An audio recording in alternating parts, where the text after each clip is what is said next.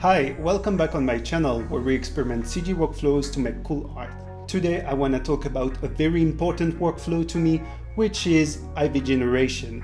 Over the years I tried multiple workflows for that, and without surprise, my favorite one sits within Houdini using a plugin created by Marc Chevry, aka MCworldKit. So what I propose today is to check out this tool called IvyTaming.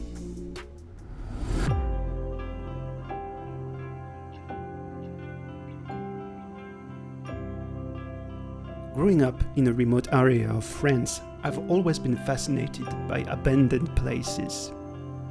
One thing those often had in common was a dash of ivy, a vegetation that convey a strange, welcoming feeling to these unfrequented places, like if somehow nature was trying to soothe the damages of the past. At the moment, my favorite workflow sits within Houdini using MCworldKit's plugin IvyTaming.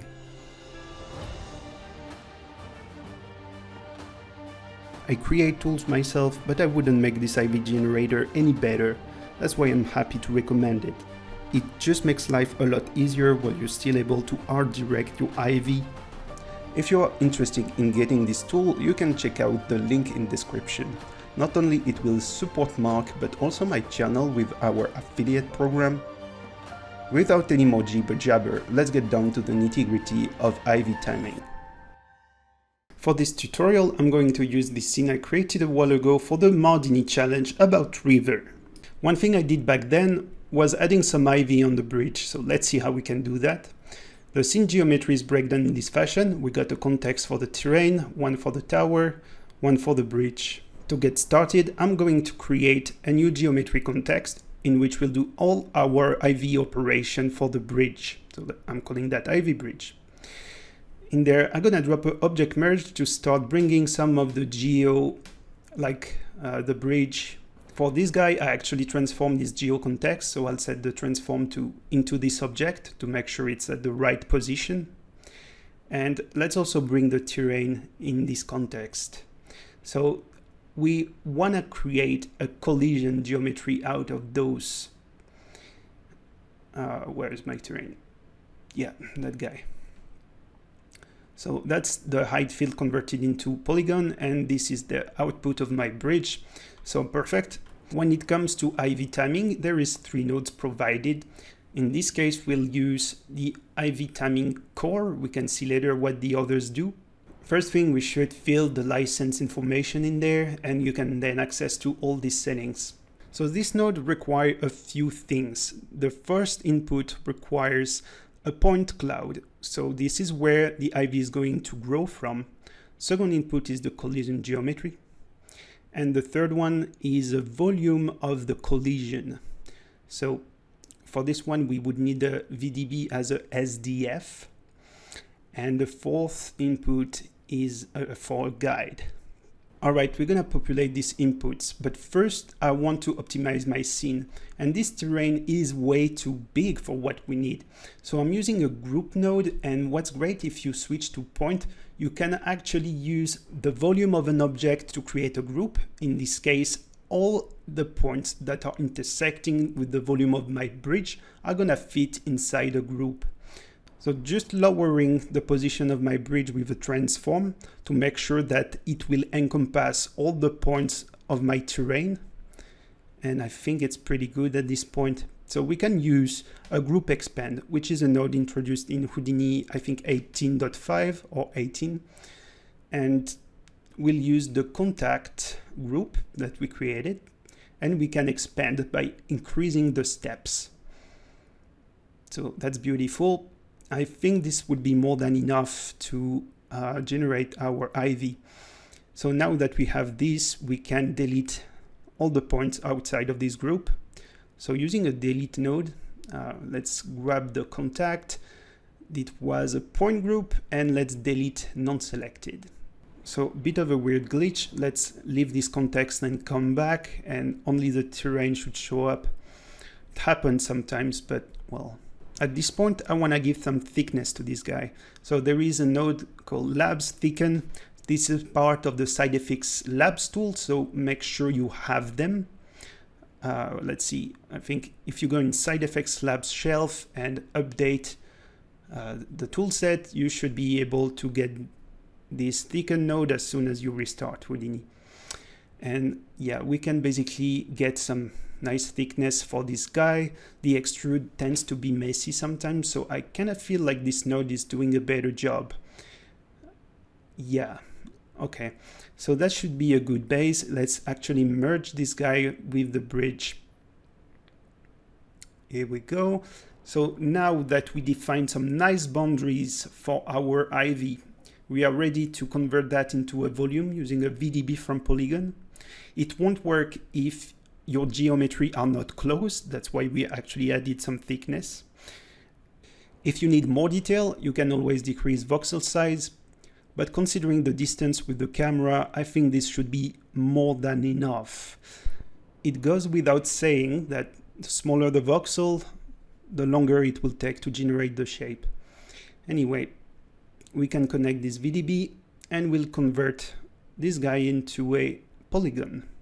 So with convert VDB, you can convert that to polygon, and we have a nice feature, adaptivity, that allows to reduce the density of the mesh. So this should work great for collision. Let's connect it to the geo input. So we have 2 more left. Let's see. I think we're gonna work on the point, which is the point source from where the Ivy is gonna grow. If you bought my mask builder HDA, you should be able to generate a procedural mask real quick to start emitting some points. Of course, you don't need that. We're gonna see how we can do a manual kind of way to proceed. So let's disable that guy. I will just use an attribute paint to define where we want the Ivy. Let's press enter and use the wheel mouse to increase the brush size.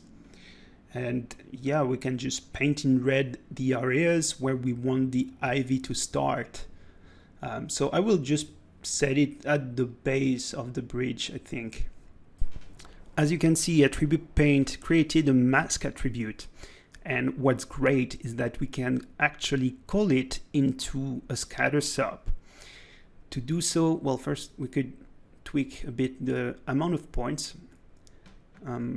Yeah, let's try with that. And we need to enable density attribute and just replace the attribute by mask or whatever was the name of the attribute you created. Let's plug the point source, and finally for the guide we'll just use a straight line. We'll talk about the guide later, but for now I just want to move on about the main settings of this IvyTaming core. It's looking pretty nice out of the box. First thing, I usually tweak the step size to really define the scale of my Ivy. And iteration would be how much do you want it to grow. It's basically the age of the Ivy. So the more you add iteration, the more you're gonna end up with Ivy, and it's gonna take longer to generate. So you can use this checkbox to control whether you wanna display or not the emitter, the liana, the leaves. So it's always a good feature to have for debugging. And in liana, well, it's pretty self-explanatory. So we could play with few of these features just to show you what you can achieve. Gravity effect, well, this one would really control how much you want the Ivy to go down and not so much up. Previous direction effect, so this one would control how much you want a new branch to inherit the direction of a previous branch. Randomness, so this one, if you set it too high, it might look very funky. If you want something more natural, the default values, something around 0.1 would be a good choice, I think. Then we have surface attraction. Well, you can guess what it does, right? Spread angle would be a pretty important one, would define how much the Ivy is spreading as it grows. Something around 15, 30 is pretty nice. So I'm not really convinced with the scale I initially set up, so I'm gonna play a bit more with step size, min, max thickness, this kind of values. And also one thing we didn't talk about yet, is the branching mean distance and the probability branching. So those two control how much branch is going to grow and what length do you want them to get. So actually reverting here to previous settings, and one more thing, we have avoid liana collision. So what it does, it would try to prevent intersection between the lianas, and that can be helpful if you have some close-up, I guess, and you want something very clean. But otherwise, I wouldn't worry too much about intersection. Wouldn't really notice anything in the distance. One trick I like to use to really art direct my Ivy is creating an attribute to drive where I want my Ivy to stop growing or to be avoided, this kind of thing. So if I start painting some areas in red, it would basically try to stop, but you need to use mask. Since use mask function is actually calling the color attribute CD, we can use an attribute wrangle to define @CD equal @mask, and in that way the color is just getting the mask that we painted. Now, one detail, if we are visualizing the result, nothing is growing because we need to invert our mask. That should be the opposite. The white should be where you want the Ivy to grow. So 1 minus mask result in these colors. So beautiful. Now, as you can see, where we painted, the Ivy stopped growing. So that's a trick that I really like to use, and the fact that we spend some time optimizing the geo, limiting some boundaries for the Ivy, well, that helps a lot with the interactivity of the plugin, of course. So yeah, it's not looking that great. The right side is looking okay, but I'm gonna try and play more. Maybe the mask, we could divide it by 2 to get some gray values instead of black. Maybe that would kill less branches. I don't know. Let's see. I'm gonna just play with those features and see if I can come up with something better.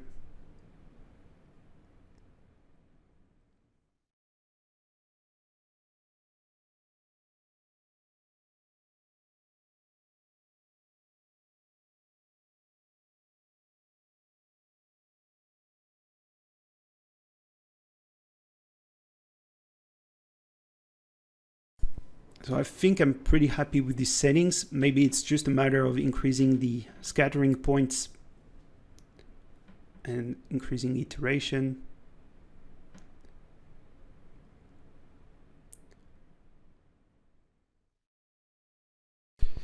Because there is so much Ivy growth now, it's a bit more tricky to update the mask, so I'll just isolate the mask and manually paint things and regenerate things here.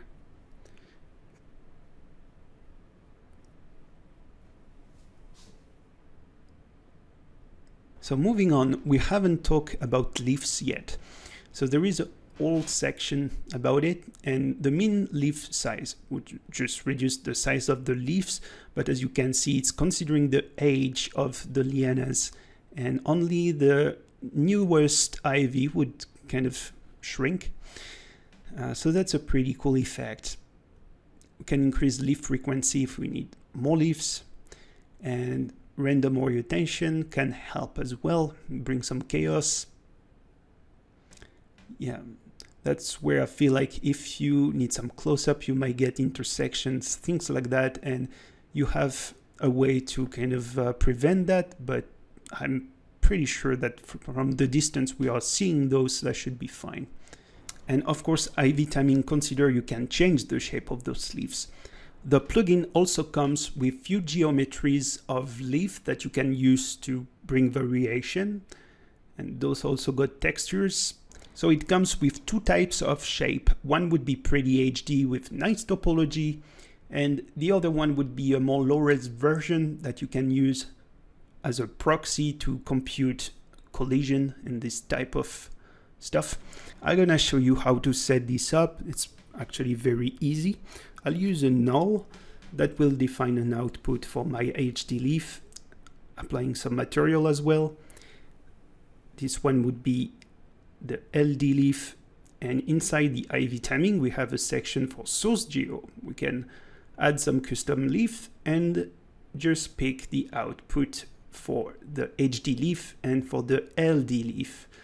So in this one, we'll bring the LD. So it's mostly for leaf collision if they need to be computed. And you can find this feature in Leaves tab, just right here, remove leaves collision. So yeah, that's how it would be done. I'm not gonna use it, as I said. Moving on, we could use actually a shader. Let's see, we'll build one from scratch. So I'm gonna use Redshift for demonstration, but feel free to use whatever you have.